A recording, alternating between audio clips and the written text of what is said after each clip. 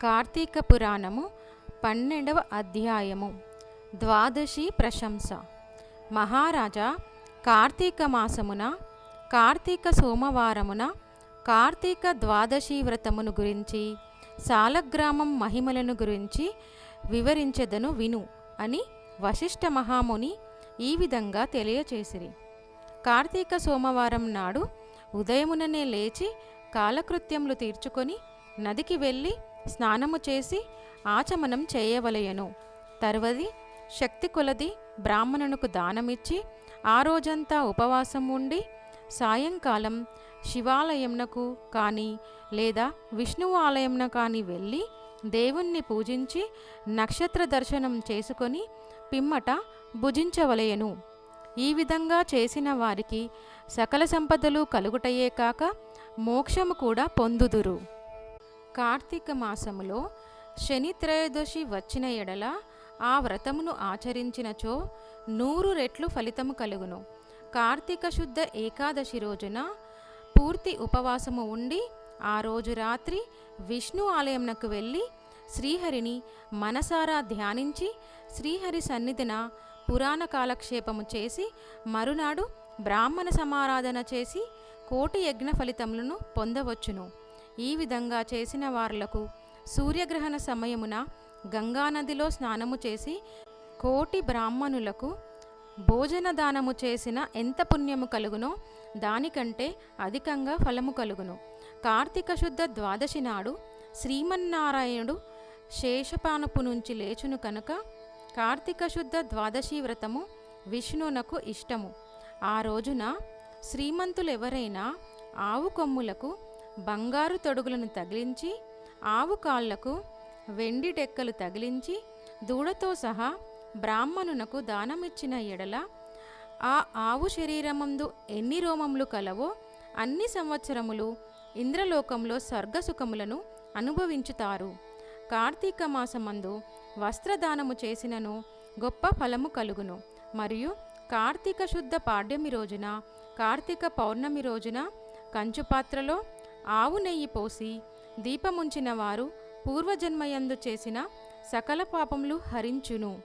ద్వాదశి నాడు యజ్ఞోపవీతములు దక్షిణతో బ్రాహ్మణునకు దానమిచ్చిన వారు ఇహపర సుఖమును పొందగలరు. ద్వాదశి రోజున బంగారు తులసి చెట్టును కానీ సాలగ్రామంను కానీ ఒక బ్రాహ్మణునకు దానమిచ్చిన ఎడల 4 సముద్రాల మధ్య ఉన్న భూమిని దానము చేసినంత ఫలము కలుగును. దీనికి ఉదాహరణముగా ఒక కథ కలదు, శ్రద్ధగా ఆలకింపుము. సాలగ్రామ దాన మహిమ. పూర్వము అఖండ గోదావరి నదీ తీరమందలి ఒకానొక పల్లెయందు ఒక వైశ్యుడు నివసించుచుండెను. వాడు మిగులు దురాశాపరుడై నిత్యము ధనమును కూడబెట్టుచు తాను అనుభవించక ఇతరులకు పెట్టక బీదలకు దాన ధర్మములు చేయక ఎల్లప్పుడూ పరనిందలతో తానే గొప్ప శ్రీవంతుడుగా విర్రవీగుచు ఏ జీవికి కూడా ఉపకారమైనను చేయక పరుల ద్రవ్యమును ఎలా అపహరింతునా అని తలంపుతో కుటిల బుద్ధి కలిగి కాలం గడుపుచుండెను.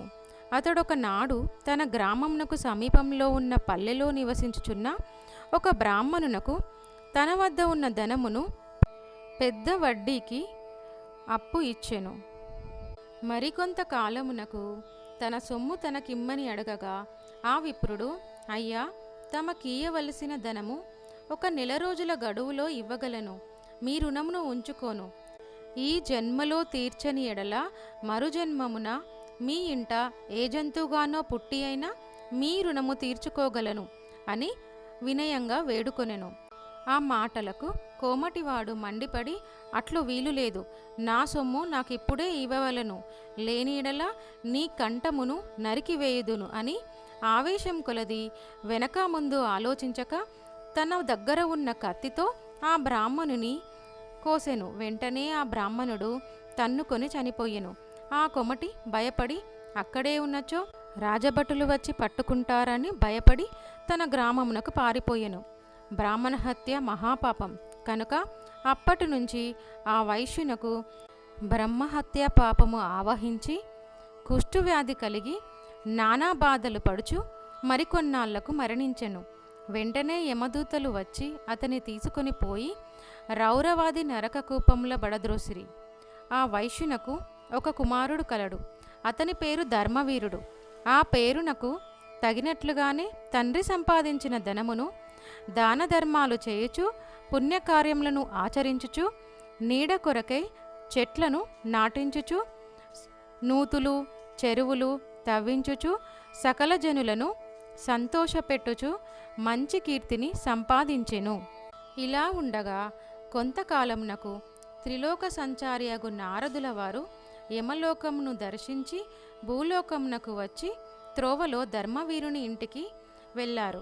ధర్మవీరుడు నారదుల వారికి సాష్టాంగ దండ ప్రణామములు ఆచరించి విష్ణుదేవునిగా భావించి ఆర్ఘ్యపాద్యాది విధుల చేత సత్కరించి చేతులు జోడించి, మహానుభావ, నా పుణ్యం కొలది నేడు తమ దర్శనం లభించింది. నేను ధన్యుడను. నా జన్మ తరించినది. నా ఇల్లు పావనమైనది. శక్తి కొలది నేను చేయు సత్కారములను స్వీకరించి తమరు వచ్చిన కార్యమును చెప్పండి అని సవినయముగా వేడుకొనెను. అంత నారదుడు చిరునవ్వు నవ్వి, ఓ ధర్మవీరా, నేను నీకు ఒక హితువు చెప్పదలిచి వచ్చి తిని. శ్రీ మహావిష్ణువునకు కార్తీక మాసంలో శుద్ధ ద్వాదశి మహాప్రీతికరమైన రోజు. ఆ రోజున స్నాన దాన జపాదులు ఏవి చేసినను అత్యంత ఫలం కలుగును.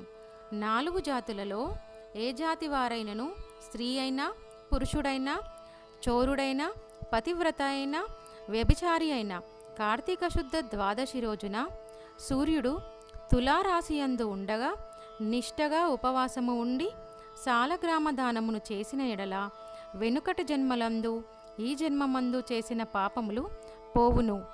నీ తండ్రి యమలోకంలో మహానరకము అనుభవించుచున్నాడు.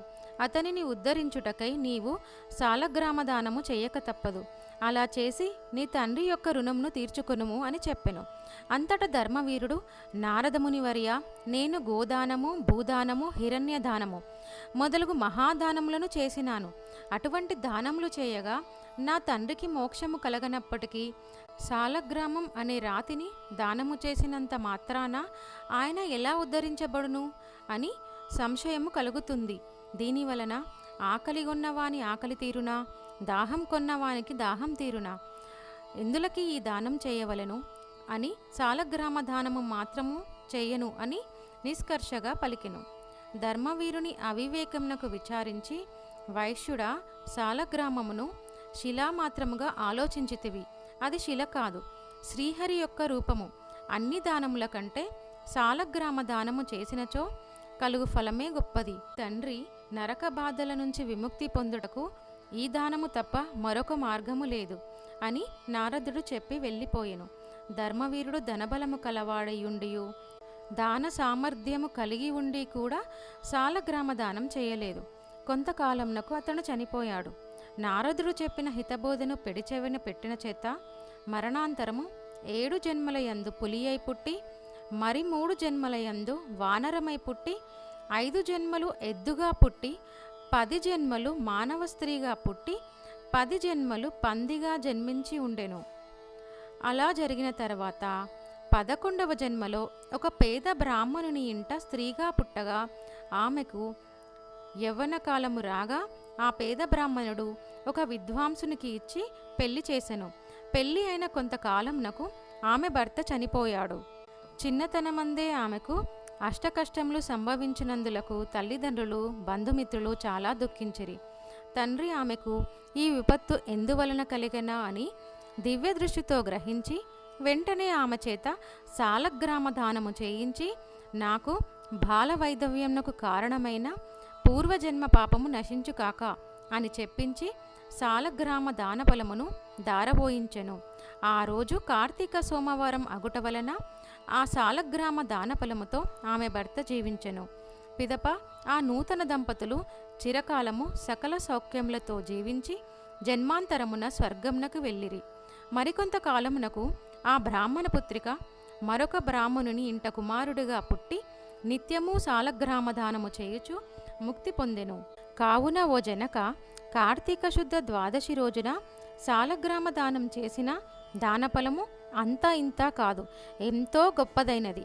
కావున నీవును ఆ సాలగ్రామ దానమును చేయుము. ఇట్లు స్కాంద పురాణాంతర్గత వశిష్ఠ ప్రోక్త కార్తీక మహత్య మందలి 12వ అధ్యాయము 12వ రోజు పారాయణము సమాప్తము.